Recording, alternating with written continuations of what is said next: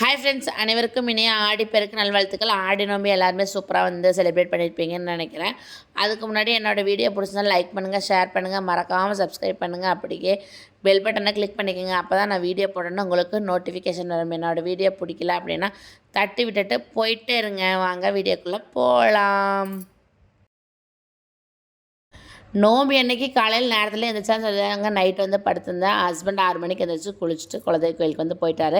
அவர் தான் அலங்காரமெல்லாம் வந்து பண்ணணும். இப்போ போனால் தான் கரெக்டாக இருக்குதுன்னு சொல்லிட்டு என்னைக்கு எழுப்பி தாங்க விட்டுட்டு வந்து போனார். நான் அப்படி திரும்பி இப்படி திரும்பி பார்க்கும்போது மணி வந்து 8 ஆகி போச்சு.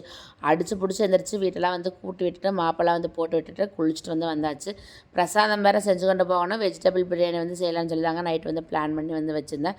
பட்டாணி வந்து ஊற வைக்கவே இல்லை. நான் ஹஸ்பண்ட் வந்து காலையில் நேரத்தில் எழுந்திரிச்சு ஊற வைன்னு சொல்லியிருந்தாங்க. அவர் வந்து மறந்துட்டு வந்து போயிட்டார். சுடுதண்ணி காய வச்சு அதில் வந்து பட்டாணி போட்டு ஊற வந்து வச்சுட்டேங்க. ஒரு 10:30 மணி போலக்கே பிரசாதமெல்லாம் செஞ்சு முடிச்சுட்டு அவருக்கு ஃபோன் பண்ணி வந்து எடுத்துகிட்டு போங்கன்னு வந்து சொல்லிட்டு அவர் வந்து வந்துட்டார். நான் புறப்பட்டு கீழே வந்து போகும்போது தேஜஸ் ஒரே அழுகாச்சுங்க. ஏன்டா இப்படி அழுகிற அப்படின்னு கேட்டங்காட்டி அப்பா வீட்டுக்கு வந்து சோஃபா ப்ளஸ் கட்டில் அப்படி வந்து வாங்கியிருந்தார். அது வந்துட்டு தேஜஸ் உனக்கு தான் அப்படின்னு சொன்னங்காட்டி அவனோட மைண்டில் என்ன ஆயிடுச்சுன்னா எனக்கு தான் அப்படின்னு வந்து செட் ஆயிடுச்சு. எங்கள் வீட்டில் தான் கொண்டு வந்து வைப்பாங்கன்னு சொல்லிட்டு ஒரே அழுகாச்சு. எங்கள் வீட்டில் வந்து கொண்டு வந்து வைங்க, எனக்கு தான் வேணும்னு சொல்லிட்டு. இல்லைடா நம்ம வீடு கட்டணுன்னா புதுசாக வந்து வாங்கிக்கலாம், இப்போ வந்து வேண்டாம், 3வது ஃப்ளோர் தூக்கிட்டும் போக முடியாது, அதை இறக்கவும் முடியாது, ரொம்ப வெயிட்டுங்க, தேக்கில் வந்து செஞ்சதுன்னு சொல்லியிருந்தார். என்ன சொல்லியுமே அவன் கேட்கவே இல்லைங்க. அழுன்னு அழுகிறான். எனக்கே பார்க்குறக்கு ரொம்பவே பாவமாக போயிடுச்சு. நான் வேறு ஏதாவது வாங்கி தரேன்டா, கம்முன்னு இருடா அப்படின்னு சொல்லிட்டு அழுதுகிட்டே இருக்காங்க. கண்ணெல்லாம் வந்து வீங்கிடுச்சு. சரி வாடா கோயிலுக்காவது போகலான்னு சொல்லுங்கன்னு எங்கேயுமே வந்து வரவே மாட்டேன்டா. நான் வந்து விட்டுட்டு ஃபைனலாக லேட் ஆயிருன்னு சொல்லிட்டு வந்து போயிட்டேங்க. நான் போகும்போதே பார்த்தீங்கன்னா பம்பையில் அடிச்சுட்டு வந்து பாட்டெல்லாம் வந்து பாடிட்டு இருந்தாங்க. எங்கள் குலதெய்வ கோயில் பார்த்துட்டிங்க அப்படின்னா ஆடி 18ஆம் தேதி தாங்க விசேஷம். வருஷம் ஃபுல்லாக வந்துட்டு எந்த விசேஷமும் இருக்காது. அப்பப்போ வந்து பூஜை வந்து பண்ணுவாங்க. ஆடி 18ஆம் தேதி தான் எல்லாருமே வருவாங்க. பிரசாதம் எப்படின்னு பார்த்தீங்கன்னா அவங்கவுங்க வீட்டில் முடிஞ்ச அளவுக்கு செஞ்சு கொண்டு வந்து அதை ஷேர் பண்ணி வந்து சாப்பிட்டுக்குவோம். அதுதான் வந்து ஆடி 18ஓட விசேஷங்க. அதனால் வந்துட்டு நான் வந்து பிரியாணி வந்து செஞ்சு கொண்டு போயிருந்தேன். சில பேர் பார்த்திங்கன்னா புளி சாதம், தக்காளி சாதம், தயிர் சாதம், சாம்பார் சாதம் வந்து எல்லாருமே வந்து கொண்டு வந்திருந்தாங்க. பூஜை ஆகிறதுக்கு பார்த்துட்டிங்க அப்படின்னா இன்றைக்கி கொஞ்சம் வந்து லேட் ஆகிடுச்சு. 1 மணி போல் வந்து ஆயிடுச்சுங்க. பாட்டு வந்து பாடிட்டு இருந்தாங்க. நமக்கும் கேட்குறக்கு ஆர்வமாக இருக்குங்காட்டி நம்மளும் வந்து ஆர்வமாக வந்து கேட்டே இருந்தோம். ரொம்ப சூப்பராக வந்து பாடுவாங்க. அந்த பாட்டு எப்படி பாடுறாங்கன்னு சொல்லிட்டு ஒரிஜினல் ஆடியோவில் நீங்கள் ஒரு 10 நிமிஷம் வந்து கேளுங்க.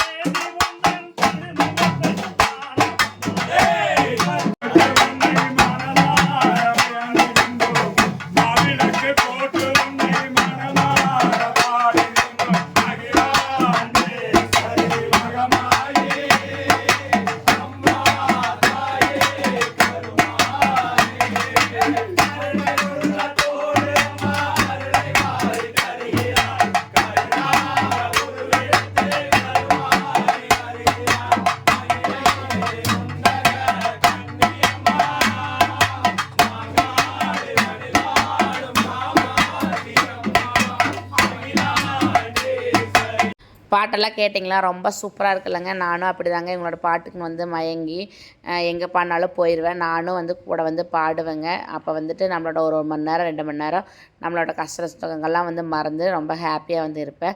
இதுதாங்க எங்கள் வீரமாத்தி அம்மன் சாமி. ரொம்ப அழகாக இருக்குல்லங்க. ரொம்ப சூப்பராகவும் இருக்கும். ரொம்ப சக்தி வாய்ந்த சாமியும் கூட. எப்படி சொல்கிறேன்னு கேட்டிங்கன்னா என் ஹஸ்பண்ட் வந்து ஆக்சிடெண்ட்டாக இருந்தப்போ நான் இந்த சாமிகிட்ட தான் வந்து ஒரு ஃபுல் அண்ட் ஃபுல் வேண்டுதல் வந்து வச்சுருந்தேன். கண்டிப்பாக காப்பாற்றி மீட்டெடுத்து கொடுப்பான்னு நினச்சேன். கண்டிப்பாக அதே மாதிரி கொடுத்தாங்க. அன்னையிலேருந்து நான் வீரமாத்திக்கு வந்து அடிமைங்க. என்ன தான் கஷ்டம் இருந்தாலும் நான் பிரசாதம் செஞ்சு கொடுக்கறதாகட்டும், பூஜை செய்யறதுக்கு ஹஸ்பண்ட் போகிறதாகட்டும், எதாக இருந்தாலுமே நாங்கள் ஸ்டாப் பண்ணவே மாட்டோம். வீட்லேயும் வந்து ஃபோட்டோ வச்சு வந்து டெய்லி வந்து சாமி வந்து கும்பிட்டு வந்து இருக்குங்க. இந்த பாட்டு பாடவே பார்த்துட்டிங்க அப்படின்னா திடீர்னு எல்லாத்துக்குமே சாமி வந்து வந்துருச்சு. டக்குன்னு ஒரு அண்ணா வந்து எங்கேயோ இருந்து ஒரு பக்கம் வந்து வந்தார். அவர் வீடு வந்து ஒரு 100 மீட்டர் தள்ளி தான் வந்து இருக்குங்க. அவர் அங்கேருந்து வந்தார். எனக்கு பார்க்குறக்கே வந்து உடம்பே புல்லரிச்சு போச்சு. சாமி அவரை பார்க்கும்போதே பயமாக வந்து இருந்துச்சுங்க. எல்லாருமே 4 மூளைக்கு சாமி ஆடும்போது நம்ம என்ன நினைக்கிறதுன்னு தெரியல. ஆனால் அவருக்கு வந்தால் சாமி பார்க்கும்போது ரொம்பவே எனக்கு புல்லரிச்சிச்சுங்க. அவர் பண்ணுற ரியாக்ஷன் எல்லாமே வந்துட்டு அவர் அறியாமையே வந்து பண்ணிட்டு வந்து இருக்கார். அதையும் வந்து பார்த்துட்டு வளையலெல்லாம் கொடுக்குறக்கு வெளியே வந்து ஸ்டார்ட் பண்ணிட்டாங்க.